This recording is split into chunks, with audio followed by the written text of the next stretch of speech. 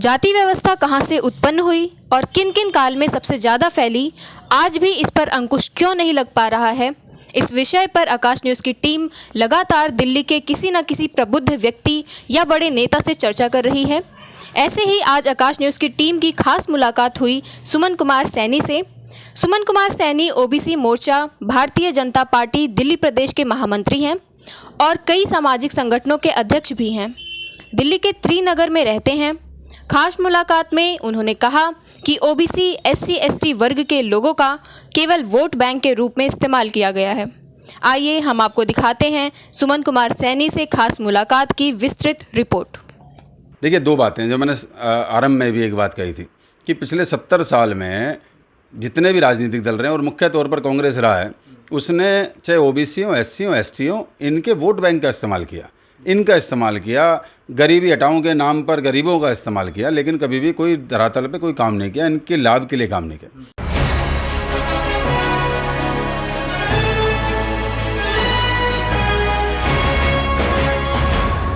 नमस्कार, आप देख रहे हैं आकाश न्यूज़। आकाश न्यूज़ में आपका स्वागत है। कास्ट एबोलिशन एक्ट को लेकर जो पूरे देश में एक बहस छिड़ी हुई है, समाज में जो एक कोड के समान है, जो एक जातीय व्यवस्था, जातिवाद कह लीजिए, उसको लेकर एक चर्चा छिड़ी हुई है। उस विषय पर आकाश न्यूज़ की टीम लगातार किसी न किसी का इंटरव्यू दिखा रही है। आज हम त्रिनगर में आ चुके हैं। त्रिनगर में यहाँ पर हम आपको भारतीय जनता पार्टी ओबीसी मोर्चा के प्रदेश महामंत्री से रूबरू करवाएंगे। सुमन सैनी जी, उनका नाम है सुमन सैनी। उनसे हम आपकी मुलाकात करवाते हैं। इस विषय पर, जाति व्यवस्था पर क्या कहना है सुमन सैनी जी का, आइए सुनते हैं। मैं सुमन कुमार सैनी, प्रदेश महामंत्री भाजपा ओबीसी मोर्चा दिल्ली। सर, एक ज्वलंत मुद्दा इस समय चल रहा है समाज में। वैसे आज से नहीं, सदियों से चलता आ रहा है, लेकिन आज कहीं ना कहीं लोग इसके खिलाफ आवाज़ भी उठाने लगे हैं। वो है जाति व्यवस्था, जो है, या जातिवाद कह लीजिए, कि जो समाज में कोढ़ के समान है। ये कैसे पैदा हुआ और क्यों नहीं हट पा रहा है? देखिए, जाति व्यवस्था चूँकि हमारे समाज में हजारों साल से है, और अगर हम रामायण महाभारत के समय की बात करें तो भी हमें अंश ऐसे दिखते हैं कि वहाँ जाति व्यवस्था थी।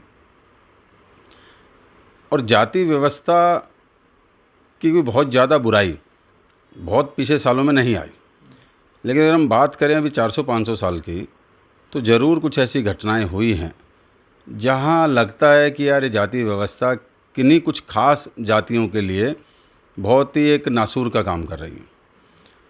और जहां तक हटने की बात है, तो जाति व्यवस्था हटाने से ज़्यादा बेहतर ये है कि हम जाति के कारण जो कुरीतियाँ पैदा हुई हैं, हम उन पे काम करें। सर, चूँकि आप बीजेपी से हैं और आप देख रहे होंगे मोदी जी कहीं ना कहीं तमाम ऐसे कानून ले आए, तमाम कुरीतियों को दूर करने का काम किया है, देश में तमाम समस्याओं को दूर करने का काम किया, चाहे वो 370 की बात कर लें, 3 तलाक की बात कर लें, अभी यूनिफॉर्म सिविल कोड आने वाला है।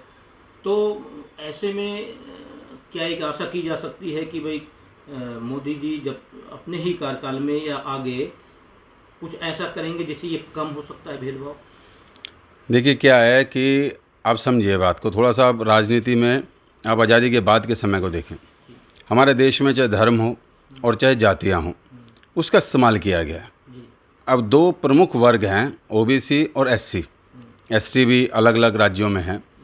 अब इनके विकास के नाम की बातें तो बहुत हुई, लेकिन इनका विकास नहीं हुआ। इनको केवल एक वोट बैंक के तौर पर इस्तेमाल किया गया। और मैं माननीय मोदी जी की बात करूं अगर, तो जब से मोदी जी की सरकार इस देश में आई है, तब से इन पे ग्राउंड लेवल पर काम हुआ है। और वो मैं आपको ऐसे बहुत सारे काम गिना सकता हूं जिसमें उन्होंने उनको वोट बैंक की ज़रूरत नहीं है, उन्होंने उनके जीवन को आगे बढ़ाने के लिए, जीवन उपयोगी करने के लिए काम किया है, धरातल पर काम किया। अभी आपको ध्यान होगा, पीछे जब भाजपा की राष्ट्रीय कार्यकारिणी थी, तो माननीय मोदी जी ने कार्यकारिणी के अंदर ये कहा था कि हमें मुस्लिम भाइयों के बीच में भी जाना चाहिए, ये सोच के नहीं कि हमें वोट मिलेंगे। वोट भले ही ना मिले, वो हमारे भाई हैं, हमें इस देश के किसी भी व्यक्ति को छोड़ना नहीं है। तो हमारे लिए अछूत शब्द का तो कोई मतलब ही नहीं है। और भाजपा का तो धरातल, भाजपा का तो बेस ही अंत्योदय पर है कि पंक्ति में आखिरी व्यक्ति जो खड़ा है उसकी चिंता करना। वो भाजपा, जिन लोगों ने भाजपा को बनाया है, उन लोगों का ध्येय ही यही था माननीय दीनदयाल उपाध्याय जी रहे हों, श्यामा प्रसाद मुखर्जी रहे हों, तो मैं ये समझता हूँ कि अगर ओबीसी, एससी, एसटी के लिए असल में कोई काम हुआ है, जाति उन्मूलन के लिए कोई काम हुआ है, तो माननीय मोदी जी ने ही किया है। लेकिन सबसे ज़्यादा आरोप तो भाजपा पे ही लगता है कि जातिवाद भाजपा में फैलता है।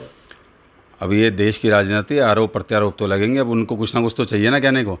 अब लेकिन वो जो आरोप लगा रहे हैं वो ज़रा बता दें कि पिछले 70 साल के अंदर उन्होंने कितने काम किए इन जातियों के लिए, और अभी पिछले 9 साल के काम देख लें। देखिए, काम बोलता है। मैं ये कहूँ कि मोदी जी ने बिल्कुल ख़त्म कर दिया है जातियाँ, कोई मतलब नहीं है, और या कोई कहे कि कांग्रेस ने ख़त्म कर दी, तो मेरे या उनके बोलने पे आप ध्यान मत दीजिए। आप वर्किंग देख लीजिए कि 70 साल के अंदर कितने काम हुए और इन 9 साल में कितने काम हुए। तो ना तो मेरे बोलने की आवश्यकता रहेगी, ना किसी और के बोलने की आवश्यकता रहेगी। सर, अगर बात करें जो कास्ट एवोल्यूशन एक्ट की जो डिमांड हो रही है, जो एक पार्टी है राजनीतिक, आपकी अपनी पार्टी पीपल्स, जिसने देश के सभी उपराज्यपालों को ज्ञापन दिया है और 4 अगस्त को अनशन करने जा रहे हैं इसकी मांग करने के लिए, और राष्ट्रपति महोदय को ज्ञापन देंगे। तो इस प्रकार से क्या लगता है कि कोई एक्ट आके समाप्त किया जा सकता है जाति? देखिए, कौन सी राजनीतिक दल क्या कर रहा है और कोई नई अगर राजनीतिक दल इस पे बना है तो मुझे उसकी जानकारी नहीं है, वो आपसे ही मुझे जानकारी मिली है। लेकिन मेरा अपना ये मानना है कि इस पे कोई एक्ट लाने से ज़्यादा बेहतर है कि हम सामाजिक रूप से इस जाति व्यवस्था की जो बुराइयां हैं उसे समाप्त करें। क्योंकि जैसे मैंने कहा, भारतीय जनता पार्टी का आधार जो है वो अंत्योदय है, कि पंक्ति में अंतिम जो व्यक्ति खड़ा है उसके विकास के लिए हम क्या कर रहे हैं, इसकी पूरी चिंता भाजपा करती है। और माननीय मोदी जी ने लगातार इस बात को रेखांकित भी किया है, और जितने भी टर्म्स में माननीय मोदी जी ने काम किया है उसमें उन्होंने इस पे विशेष तौर पर ध्यान दिया है कि हम जो ये जितनी भी जातियां हैं इनके आपसी भाईचारे को बढ़ाएं, तभी हम देश को तरक्की दे सकते हैं, विश्व गुरु का दर्जा दिलाने की तरफ एक कदम आगे और बढ़ सकते हैं। सर, आप कह रहे हैं कि हमारी पार्टी में जो है ऐसी कोई भावना नहीं होती, लेकिन मैं देख रहा हूँ कि बीजेपी में ही तमाम मोर्चे बने, ओबीसी मोर्चा, SC ST मोर्चा, तमाम मोर्चे हैं, और अदर्स पार्टियों में भी हैं। तो फिर ये कैसे दूर होगा ये जातिवाद जो है या जाति व्यवस्था, जब खुद राजनीतिक पार्टियां अलग अलग विंग बना रही हैं जातियों पर? देखिए, बहुत अच्छा प्रश्न है आपका ये कि इस तरीके से कैसे जातिवाद दूर होगा। देखिए, 2 बातें जो मैंने आरंभ में भी एक बात कही थी कि पिछले 70 साल में जितने भी राजनीतिक दल रहे हैं, और मुख्य तौर पर कांग्रेस रहा है, उसने चाहे ओबीसी हो, SC हो, ST हो, इनके वोट बैंक का इस्तेमाल किया, इनका इस्तेमाल किया, गरीबी हटाओ के नाम पर गरीबों का इस्तेमाल किया, लेकिन कभी भी कोई धरातल पे कोई काम नहीं किया, इनके लाभ के लिए काम नहीं किया। और जब मैं बात करता हूँ, या माननीय मोदी जी जब ये कहते हैं कि हम देश को विश्व गुरु की तरफ लेके जा रहे हैं, तो अब आप मुझे बताइए देश क्या है? देश नदी नाले पहाड़ तो नहीं है। देश आप और मैं हैं। देश, इस देश में रहने वाले 135 करोड़ लोग हैं। अब उसमें आप इसको माने ना माने, आप इसे पसंद करें या ना करें, लेकिन ओबीसी भी हैं, SC भी हैं, ST भी हैं, अपर भी हैं, सब लोग हैं, हिंदू, मुस्लिम, सिख, ईसाई, अलग अलग धर्म के लोग भी हैं। तो भाजपा ये जो काम कर रही है, या भाजपा ने जो मोर्चे बना रखे हैं, वो मोर्चे अपने अपने लोगों को डेवलप करने के लिए, उनके लिए योजनाएं बनाने के लिए, उनके बारे में जानकारी इकट्ठा करने के लिए, और उनको भाजपा के साथ जोड़कर राष्ट्रवाद की भावना से प्रेरित करके देश के विकास में लाने के लिए उन्होंने ये मोर्चे बनाया। तो यहाँ पर हम राजनीति नहीं करते हैं, हमारा काम फिर भी वही है कि हम किस तरीके से डेवलपमेंट में अपना योगदान दे सकते हैं। ठीक, थैंक यू।